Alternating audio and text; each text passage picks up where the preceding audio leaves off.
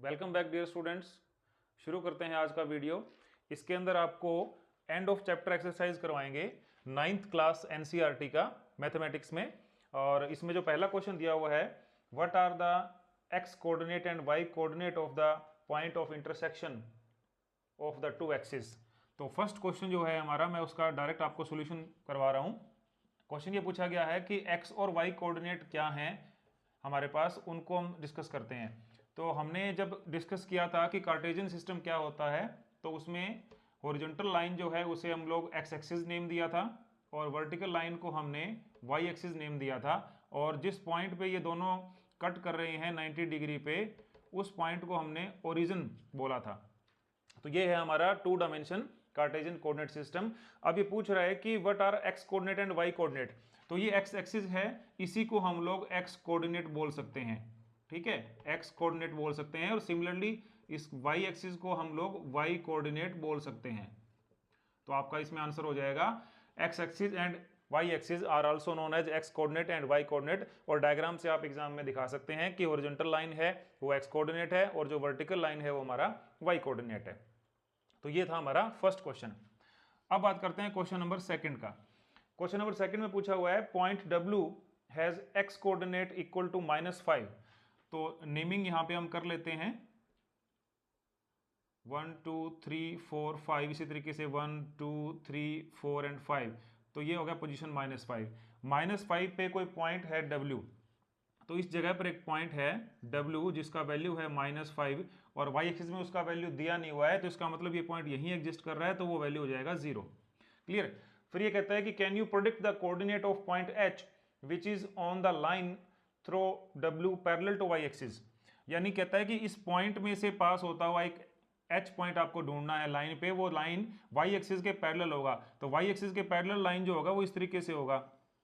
और इस लाइन के ऊपर ये कह रहा है कि क्या आपको ये पॉइंट प्रेडिक्ट कर सकते हैं जो कि H होगा, and which coordinate can H लाई, और वो H कौन से कोऑर्डिनेट में है। अब आप ध्यान से देखो, एक्स एक्सिस के ऊपर W पॉइंट हमारा यहाँ पे बना और उसके ऊपर हमने एक लाइन ड्रा किया जो कि वाई एक्सिस की बिल्कुल पैरेलल लाइन है।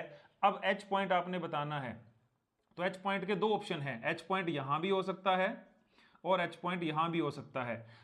ठीक है, तो इसके अंदर H पॉइंट अगर इस केस में यहां होगा, फर्स्ट केस के अंदर होगा, तो हमारा वो किस में हो जाएगा, सेकंड क्वाड्रेंट के अंदर। और अगर H पॉइंट यहां होगा तो वो हमारा एग्जिस्ट करेगा थर्ड क्वाड्रेंट में। तो इसमें दोनों ऑप्शन पॉसिबल हैं। आप पेपर में कोई भी एक दोनों में से लिख सकते हैं या दोनों का भी आप लिख के आ सकते हैं, तो भी आपका आंसर ठीक होगा। तो ये है हमारा क्वेश्चन नंबर 3। क्वेश्चन नंबर 3 में हमें 4 पॉइंट दिए गए हैं R, A, M and P, और इसके अंदर एक्स एक्सिस वाई एक्सिस का हमने कार्टेशियन सिस्टम डेवलप कर लिया। अब हम लोग पहले इन पॉइंट को बना लेते हैं। सबसे पहला पॉइंट दिया है आपको R। तो पॉइंट कौन कौन से हैं, R पॉइंट है जिसकी पोजीशन है 3 0। उसके बाद पॉइंट आपका A है जिसका पोजीशन है हमारा 0 -2। उसके बाद पॉइंट है M जिसकी पोजीशन से वैल्यू कोऑर्डिनेट वैल्यू हमारे हैं -5 एंड -2। और नेक्स्ट है हमारा P जिसके वैल्यूज हमारे पास हैं -5 एंड 2। तो सबसे पहले R को देखें, R 3 0, इट मीन्स R 3 0, 3 यहाँ पे आएगा, Y में 0 है, तो R का ये पोजीशन है, this point is R point 3 0, ये पॉइंट हो जाएगा हमारा। उसके बाद पॉइंट A पॉइंट है 0 2, यानी x की वैल्यू 0 और y की वैल्यू -2, तो -2 यहाँ आएगी, x की वैल्यू 0 है, तो आपका ये पॉइंट हो जाएगा A पॉइंट 0 -2।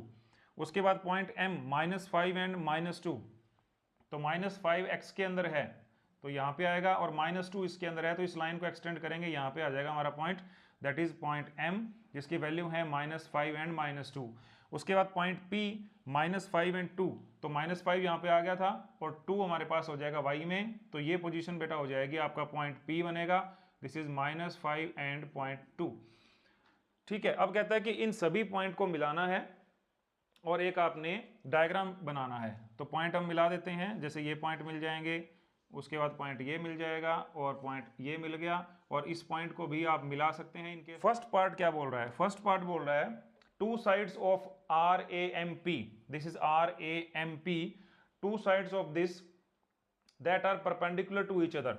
कौन कौन सी दो साइड हैं जो परपेंडिकुलर हैं, तो एक तो ये साइड है, ठीक है, साइड AM, और एक ये साइड है PM, ये दोनों आपस में परपेंडिकुलर हैं, तो हमारे पास साइड AM परपेंडिकुलर है किसके, MP के। क्लियर, तो ये हमारा फर्स्ट ऑप्शन का आंसर होगा। सेकंड हमारे पास क्वेश्चन दिया हुआ है इसके अंदर, one side of RAMP that is parallel to one of the axis.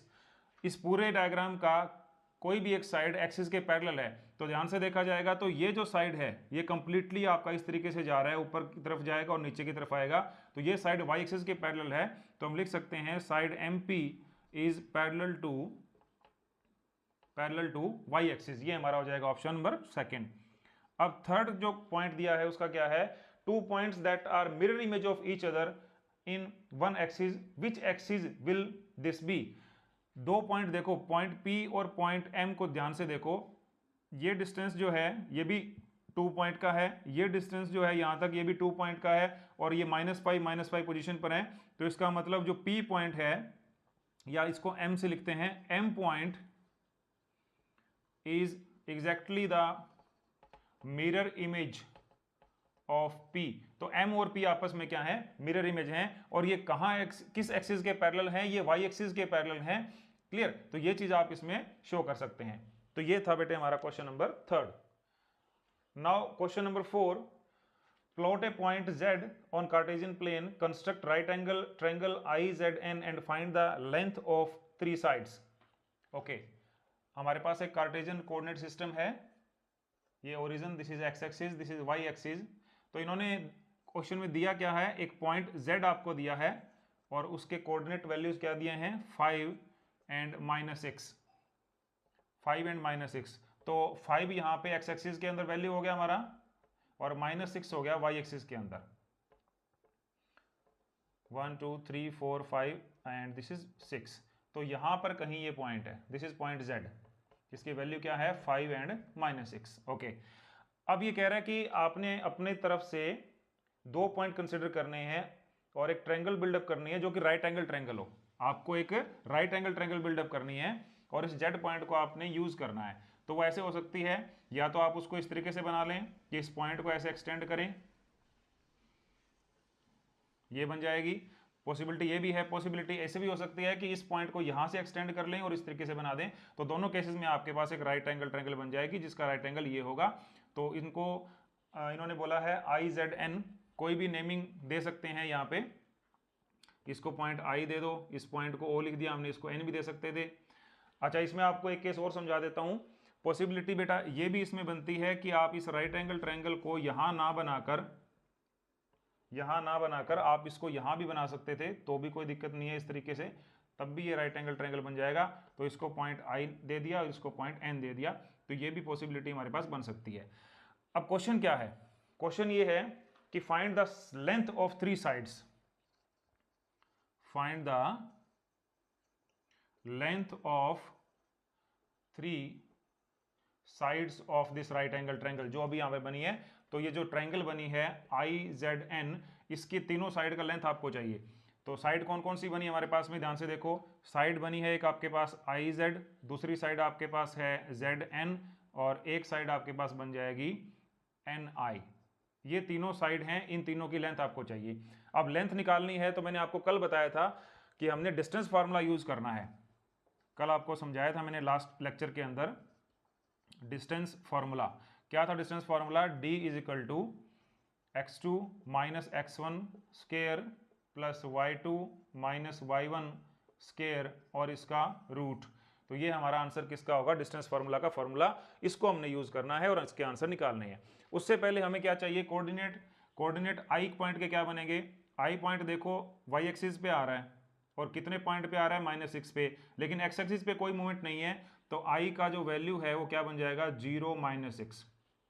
x की वैल्यू 0 है यहाँ पर, y की -6 है। इसी तरीके से n पॉइंट के कोऑर्डिनेट आप निकालेंगे, तो n पॉइंट के कोऑर्डिनेट जब बनाओगे तो देखो x एक्सिस पे तो आप 5 पॉइंट चल चुके हैं, लेकिन y एक्सिस पे आप नहीं चले हैं, तो उसका हो जाएगा 50। तो हमारे पास तीनों कोऑर्डिनेट के वैल्यूज आ गए। अब इसको यूज करके आप डिस्टेंस फार्मूला के अंदर आंसर करेंगे। सबसे पहले हम आंसर करते हैं IZ का। तो IZ का वैल्यू क्या आएगा उसको देखो। अब इसके लिए ये आपके पास वर्क करेगा एज ए x1 y1, और ये वर्क करेगा एज ए x2 y2। सबसे पहले x2 माइनस x1 करना है, तो इसका मतलब हो गया 5 माइनस 0 और उसका स्केयर कर देंगे, प्लस y2 माइनस y1 करना है, तो -6 माइनस -6 और इसका हम स्केयर करेंगे, तो ये कैंसिल हो जाएंगे आपस में, ये बचेगा अकेला 5 स्केयर के ऊपर अंडर रूट है, तो इसका आंसर आ गया 5। इसका मतलब ये हो गया कि आपके पास IZ की वैल्यू जो है वो कितना है 5 यूनिट है, तो ये इसका आंसर हो जाएगा। दूसरा हमने आंसर निकालना है Zn का, ठीक है, तो इसको ध्यान से देखें। Zn का फॉर्मूला हम यूज करेंगे। अब Zn के अंदर अब चेंज कर लेना है, ये आपका बन जाएगा बेटा x1 y1 और इसको आप बना लोगे x2 y2, ठीक है। तो x1 y1 x2 y2, x2 में से x1 निकालेंगे तो यहाँ पर 5 माइनस 5 और इसका आपने करना है स्केयर, प्लस 0 माइनस -6, तो ये हो जाएगा 0 प्लस 6 और इसका आपने करना है स्केयर। तो इसको सोल्व करेंगे तो ये तो 0 हो जाएगा कैंसिल होके, ये बचेगा 6 का स्केयर और फिर उसका रूट है, तो इसका मतलब इसका आंसर क्या आएगा 6 आएगा। तो इस साइड का आंसर कितना आ गया हमारे पास 6 आ जाएगा। अब बचा ये साइड, तो क्योंकि ये राइट एंगल ट्रायंगल है तो आप इसका आंसर डायरेक्ट पाइथागोरस से निकाल सकते हैं, तो भी ठीक रहेगा। अदरवाइज आप IN का या NI का आंसर इस फॉर्मूला से निकालना चाहें तो भी निकाल सकते हैं। तो हम यहाँ पे यूज कर लेते हैं पाइथागोरस थ्योरम का, तो हमारे पास आंसर क्या आ जाएगा उसके according, IN is equal to root of 5 square plus 6 square, then it is equal to 25 plus 36 और इसका रूट हम कर लेंगे, तो 25 प्लस 36 6 और 5 11, 3 और 2 5 और 1 6, रूट ऑफ 61 हमारा किसका आंसर आ जाएगा, इस साइड का आंसर आ जाएगा। तो इस तरीके से इस ट्रायंगल के तीनों लेंथ जो हैं उनका वैल्यूज आपने बता दिया। ये था हमारा क्वेश्चन नंबर 4। तो हमने 4 क्वेश्चन इस एक्सरसाइज के कर लिए हैं, बाकी बचे हुए जो क्वेश्चन हैं वो अगली वीडियो में हम आपको सोल्व करके बताएंगे। तो आप इन क्वेश्चंस की प्रैक्टिस करें, और जो कोई भी डाउट आपको रहता है कि क्वेश्चन नहीं समझ में आया है, कोई और दिक्कत है इसके अंदर, तो आप कमेंट बॉक्स में जरूर बता सकते हैं। Thank you.